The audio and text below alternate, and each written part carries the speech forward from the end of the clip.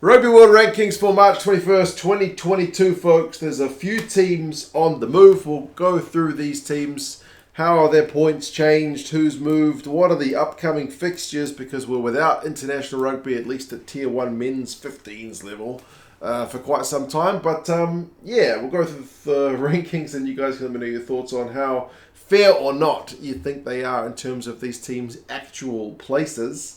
So South Africa still at number one. I think I open with that line pretty much every time. The gap is closed because France has overtaken New Zealand. New Zealand's down to third in the world. And that means there's a team slightly closer to South Africa than anyone has been for the last few months, because New Zealand has been the closest, stuck on 88.75. But with France moving up to 88.88, they are not too far from South Africa. But yeah, South Africa is going to be number one at least until we get to the July matches, which is still quite some way away. So yeah, a bit of pressure on Fozzie. Not that world rankings matter a heck of a lot in terms of like pressure on coaches.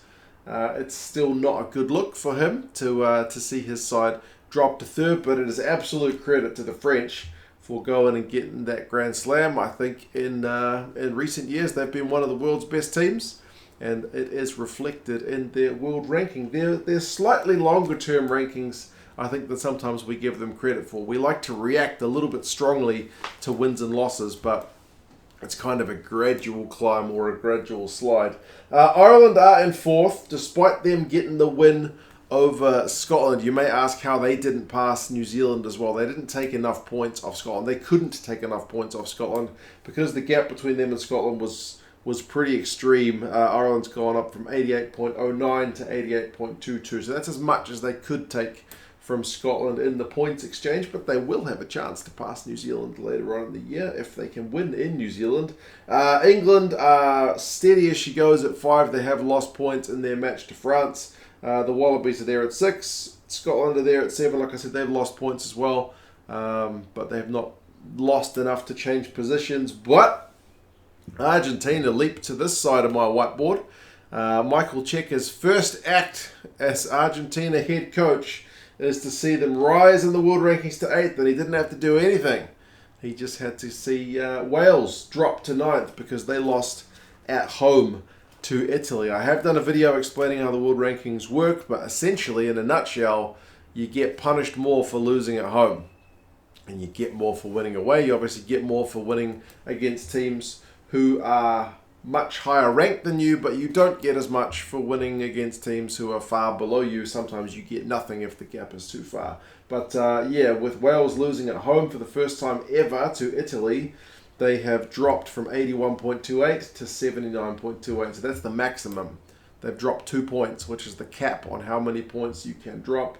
So, it's not a good look for Wales. 8th has tended to be their spot for quite some time, but it is down to 9th at the moment. Japan there at 10, Fiji 11, no change for them. Georgia, with their win over Spain and securing that European trophy for the Tier 2 competition. So congratulations to them. Their big win over Spain. They are up into 11th, passing Samoa, so 73.78 up from 73.47. So they took enough points off Spain to pass Samoa. Samoa is conversely down. Italy, you may be wondering how they didn't go up in the world rankings. It's that same deal. They have gone up 2 points, but it's not enough to catch Samoa. So the gap is just too much, but they have gone up in the back end. Spain still there in 15th, and Tonga here in 16th. Off the board, there's been other teams moving around. Romania is up to 17th, so USA is dropping to 18th because Romania beat the Netherlands. Uruguay's there in 19th, Portugal's there in 20th, and so on. So yeah, the big talking point will obviously be France's elevation to the second spot, the All Blacks dropping, but also Wales has dropped to 9th. As a bit of a bad look for Wayne Pivac and what they're doing, but they'll have a chance to rectify things. It doesn't get much easier for Wales because they got an away tour to South Africa in a few months. Wales and South Africa games tend to be a bit of an arm wrestle, so that could be pretty interesting. Argentina's going to play Scotland, Japan's going to play Uruguay and also France. New Zealand's playing Ireland. Australia's playing England, so all these Southern Hemisphere teams get to host, and I mean Japan gets to host as well, even though they're in the north. But we can kind of consider them a southern team in many of the ways World Rugby operates. So yeah, we've got the Women's Six Nations coming up shortly, but the Six Nations for the men anyway is done and dusted. So yeah, we move into the end of the European kind of club seasons now. Super Rugby is just kind of getting into full swing.